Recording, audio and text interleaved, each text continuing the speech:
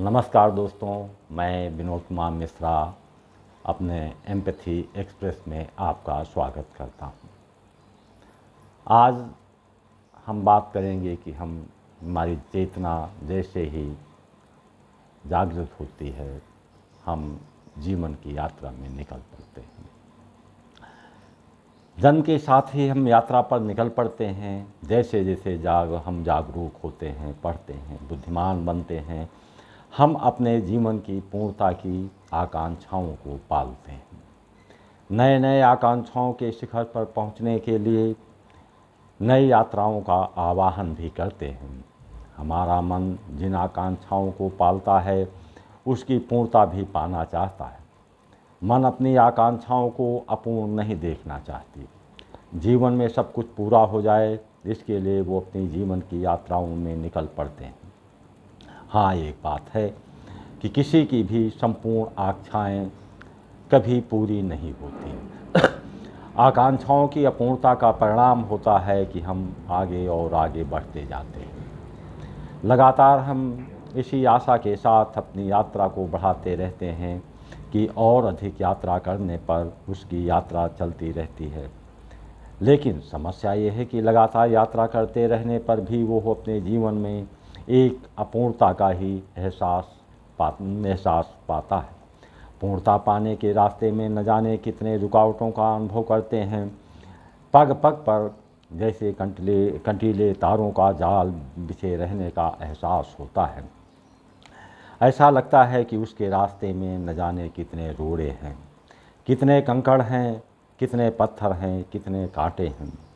ऐसे में स्वाभाविक है कि एक विचार उसके मस्तिष्क में उभरेंगे कि शायद अपनी यात्रा के लिए जिस रास्ते को चुना है, शायद वो रास्ता ही गलत है। ऐसे में जब उसे अपने जीवन के सही मार्ग को जानने के लिए ऐसे लोगों की तलाश करते हैं जो यात्रा को सुगम मार्ग बतला सके।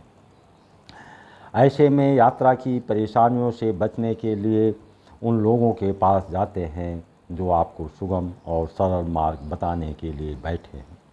आपको कहीं भटकना ना पड़े, कहीं आप वहां जाने का रास्ता ना भूल जाएं, इसके लिए आपकी पहुंच में अपने अड्डे बना लेते हैं।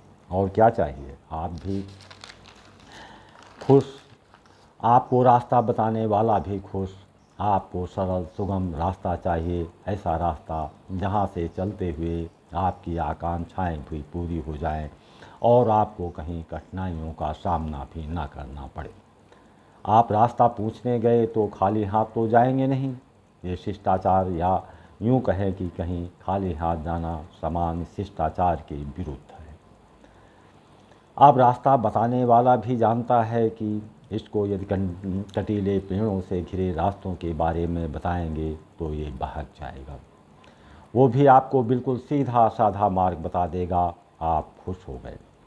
कितना सीधा साधा रास्ता, आसानी से आपको अपनी आकांक्षाओं की पूर्ति के द्वार खुलते हुए आभासित होने लगेंगे। प्रश्न उठता है कि आपकी आकांक्षाएं कैसी हैं। जो भी आकांक्षाएं होंगी उसमें पूर्णता कभी नहीं आती, वो अधूरी ही बनी रहती हैं। रास्ता बनाने वाला आपको सही मार्ग बता रहा है या नहीं, इसका भी आप विश्लेषण नहीं करते। उसका कारण है कि आप यात्रा पर हैं, परंतु यात्रा के जोखिमों से डरते हैं। इसीलिए सुगम रास्ते के विकल्प आपको सहज ही अपनी ओर आकर्षित कर लेते हैं। वास्तव में यात्रा के मार्ग तो प्रकृति ही दिखाती है, सही और सटीक रास्ता। प्रकृति जो आपका मार्गदर्शन करती है, पहले उस रास्ते पर चलकर सिखाती है कि यदि आप भी जीवन की यात्रा में निकले हैं तो जैसे वो अपनी यात्रा पूरी कर रही है वैसी ही यात्रा सबको करनी पड़ेगी। सरल रास्तों में आप थकेंगे नहीं, परंतु आकांक्षाओं को पूरा भी नहीं कर पाएंगे। जब हमारी चेतना जागी तभी हम एक यात्रा में निकल पड़ते हैं। हम वैसे ही यात्रा में निकलते हैं जैसा कि प्रकृति अपनी यात्रा पूरी करती है। अब हम कुछ उदाहरणों को देखते हैं। गंगा गंगोत्री से निकलती है, अपनी शैशवावस्था से ही यात्रा प्रारंभ कर देती है। चाहे गंगा हो, यमुना हो, ब्रह्मपुत्र हो, अपने उद्गम स्थल में कैसा स्वरूप था। जब यात्रा पर निकल पड़ी तो पहाड़ों से गिरती हैं, पत्थरों से टकराती हैं, टेढ़े मेढ़े रास्तों से गुजरती हैं। देखिए उनके रास्ते में कितनी रुकावटें आती हैं। कभी शिला के रूप में जिससे वो टकराती हैं, शिलाखंडों को बहाती भी हैं, दुर्गम वनों में रास्ता बनाती हैं। सभी रुकावटों को वो पार करते हुए अपने गंतव्य तक पहुंच जाते हैं। हमारी यात्रा की रुकावटें क्या हैं? हमने अपनी आकांक्षाओं में धन, पद, प्रतिष्ठा पाल रखी है। कुछ होंगे जो आध्यात्मिक आकांक्षाओं को भी पाला होगा। अब नदियों की रुकावटों को तो सहज ही अनुभव किया होगा, लेकिन भौतिक जीवन की रुकावटें क्या हो सकती हैं? यदि हमने अपनी आकांक्षाओं में पद, प्रतिष्ठा, वैभव पाल रखा है, तो इन चीज़ों का अभाव बना रहना हमारे मार्ग की सबसे बड़ी रुकावट सिद्ध होगी। ऐसे में निर्धनता, बेरोजगारी और अपमान सबसे बड़े रोड़े हैं।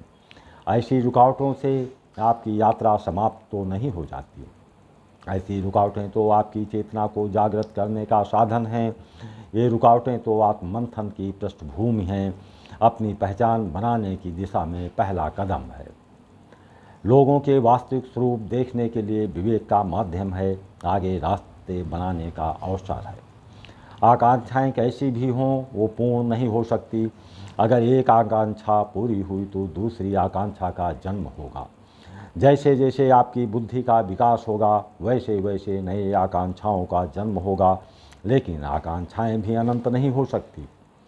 आपको वैसी ही यात्रा करनी ही होगी जैसे नदी अपने उद्गम स्थल से चलकर सागर में समाहित होने तक की यात्रा करती है। नदी की यात्रा में जितनी अधिक रुकावटें आती हैं, उतनी ही अधिक सौंदर्य बोध होगा। ऐसे ही आपकी यात्रा में जितनी अधिक रुकावटें आएंगी, उतने ही यात्रा आपकी पूरी होती जाएगी। हालांकि आपकी रुकावटें ऐसी होंगी जिसके चलते न जाने कितनी पीड़ाओं से, न जाने कितनी वेदनाओं से गुजरना पड़ेगा। लेकिन उसे पार करते करते जब आप अपनी यात्रा पूरी करेंगे तो उसका मूल्य ऐसा होगा कि ये रुकावटें आपको तिनके के समान लगेंगी। जब आप यात्रा पर होंगे तो सरल और सामान्य रास्ते पर जाने वालों के सम्मुख रुकावटें कम आएंगी। ये रुकावटें उन लोगों के सामने तीव्रता से आएंगी जिनके अंदर रुकावटों से टकराने की क्षमता होगी। यदि रुकावटों ने भयावह रूप ले लिया तो आप उस यात्रा को पार कर लेंगे। उसे पार करने के बाद आपके अंदर धैर्यशीलता, सहनशीलता आदि के गुणों का भी विकास होता जाएगा। आशा है वीडियो पसंद आई हो। वीडियो पसंद आई हो तो लाइक, सब्सक्राइब और शेयर करना ना भूलें। जय हिंद।